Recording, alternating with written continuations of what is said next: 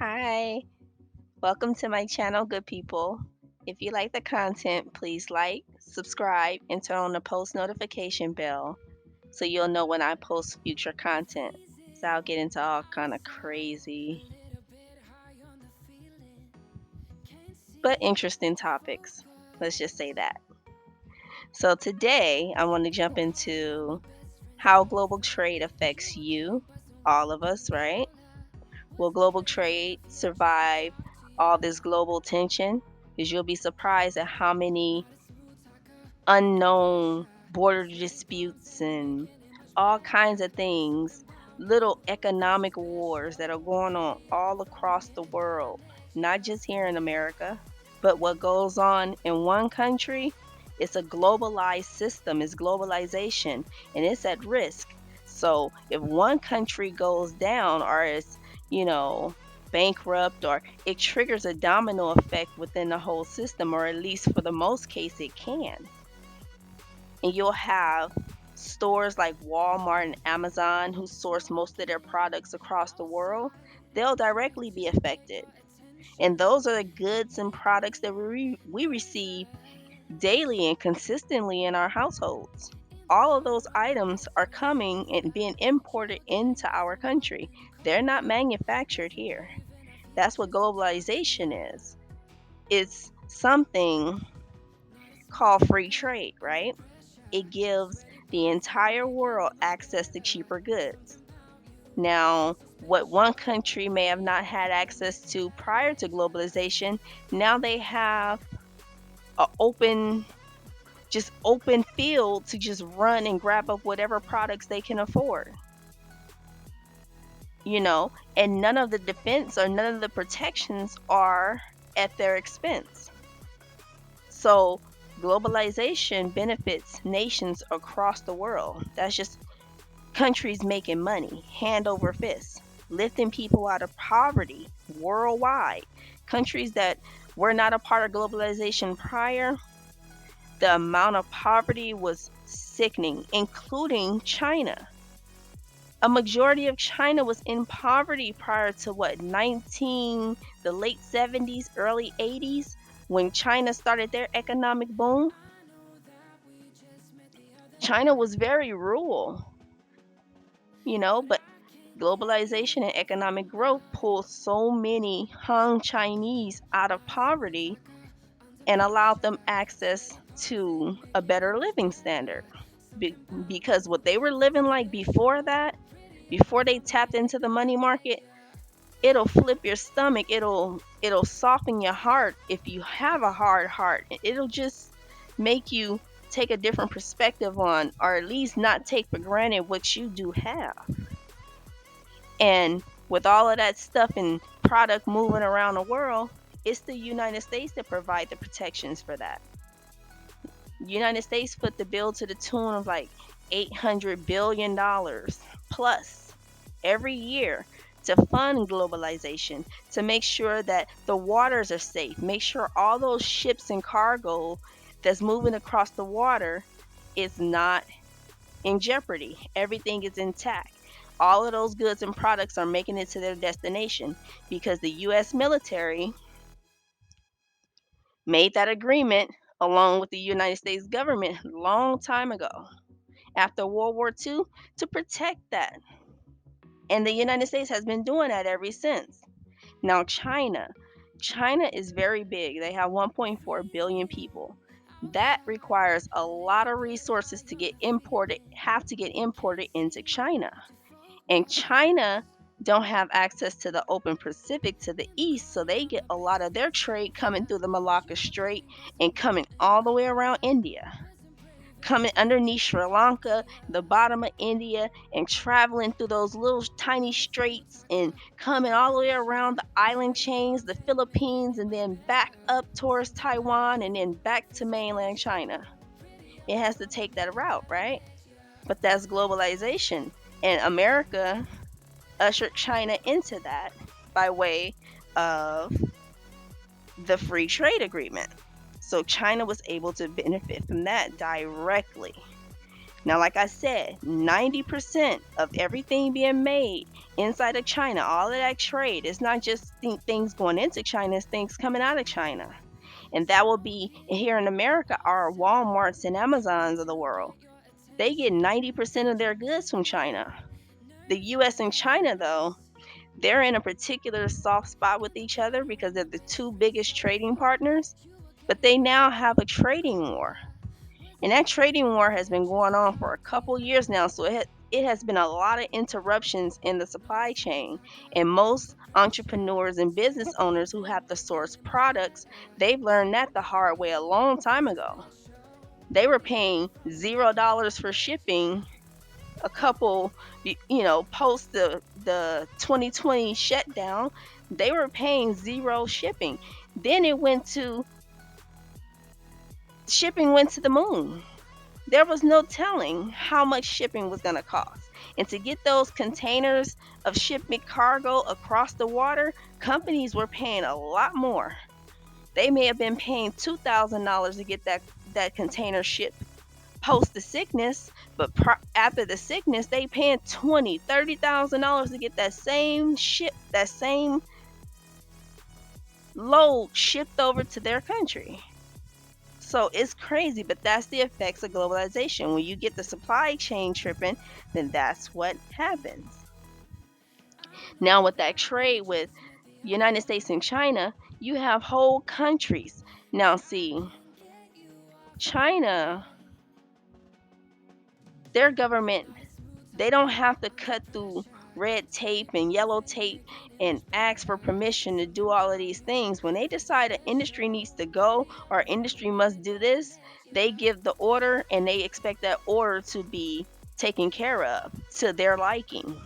So you'll have within that trade war between the United States and China, you'll have whole companies like Didi.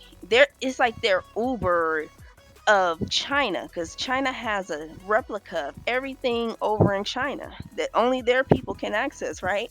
Now, they decided we want to go public in the United States. We want to list our company on the New York Stock Exchange. So Didi listed their company. The Chinese government said, no, no, no, we pissed off at the West right now. You need to delist that company off the New York Stock Exchange and bring your tail back home to the mainland. Now, the whole purpose of a company listing on the United States Stock Exchange in New York, any stock exchange, is to generate cash for your company. You're going from private to public. You're now going to be a public company, you know, your books and your balance sheets, everything open to your shareholders, right? Well, Chinese government said no, delist. So just as sure as they listed, they had to delist. Amazing how they had that long reach, but they did. But that's what globalization got us. Now, since the 80s, American companies have been outsourcing our businesses and our manufacturing to China. So then it's the everything switched from made in America to made in China. And it's been made in China for the last couple decades now. But manufacturing moved to China, right? That's globalization. America and everything after 2020, everything and everybody is taking a close look and they're like, oh my God, China has all of these crazy policies. They keep shutting their economies down. We can't survive this. So companies have been leaving like crazy. Now, Walmart has been in China since the mid 90s, like 95, 96. China has such crazy policies that Walmart pulled out. Every company has been pulling out. Samsung, everybody pulled out. The last company that's still there, that's an IPO Fortune 500 company, is Apple. They're just now, and they're moving to India. They're moving manufacturing to India. So China globalization is shaken because the United States, for the most part, is going to get tight having to keep providing that $800 billion to protect the waters when you're getting very little benefits. That's why the whole trade war and everything came into existence in the first place. One president to get in and feel like that ain't no, this is not fair, and then imbalance and in favor of our nation, so it has to go. But here's some little fun facts about globalization, a little history. From 1945, post World War II, America created the Free Trade Agreement that allowed everything to move on the water, right? They provide the Navy protections and protect the oceans all around the world so that the ships won't get, stolen or, shot at or blown up or whatever the case may be. And then from 1945 to 1991, there were two powers in the world, the United States and the USSR, which is the Soviet Union. Now, they've been having a power struggle on who's going to run the world, who's going to run the free world. But in 1991, the USSR, the Soviet Union, collapsed. So then that left America solely by itself as a superpower. And it's been that way since the collapse of the Soviet Union. Now, China is a close second, but the United States, for the most part, is, their Navy granted free access to global trading. So, unless China can match that, the United States kind of hold that torch. But every country has access to these routes. Now, just like NATO was formed, so too was the free trade agreement because you would get those protections as long as you didn't rock with the USSR, the Soviet Union. Then the United States would be grant that access to all of that money. In which cases, most countries wanted access to that money, and it was all funded by America. Like I said, 800+ billion dollars a year added to the United States federal deficit because they have to pay for all of that. All of those expensive jets and air care, those air flight carriers and all of the submarines and stuff, that stuff is not cheap. And for the poorer countries, they now had access to global trade. Products that they never had access to, now they had access to. Cars, new technology, new material, just everything. It opened their economies up. It opened up tourism and all types of things. People felt safer to travel the world at that point because they felt the protections of, nobody's getting, boats and ships and yachts getting hijacked on the water. But that's all thanks to globalization and free trade agreement. Because prior to that, oh my God, it was ugly. They couldn't get nothing across the water without a whole bunch of boats of armed people following them, making sure that the products get from point A to point Z. But who really wants to do that, right? Now, in 1979, under Mao's China, that was this Communist Party's first leader in China, he partnered with Nixon. China was introduced to the global trade market, co signed by America. That's how China was able to enter the World Trade Organization. The United States then vouched for China to enter that. And since then, China been on an economic boom, just going crazy, numbers running up. All the hedge funds, all the businesses and corporations and pension funds in America. We need to get into China. We need to get into China because everything's going up. You couldn't lose. All the Chinese citizens putting their money into real estate. You couldn't lose. China was winning, but the economics slowed down around 20, for the most part, 2020, but it really slowed down and was obvious to everybody in 2022. But they were on a run for a long time. It lifted a lot of Chinese people out of poverty. It introduced a lot, Chinese people, they manufactured all of these goods that we have. That takes a lot of skill, dedication, and hard work to produce all of that stuff. Just like it was done here in America, it just transferred over to China and they put it together and got it out to the world. And that's how we're able to get our beautiful coffee tables and computers and lamps and all kinds of stuff. You name it.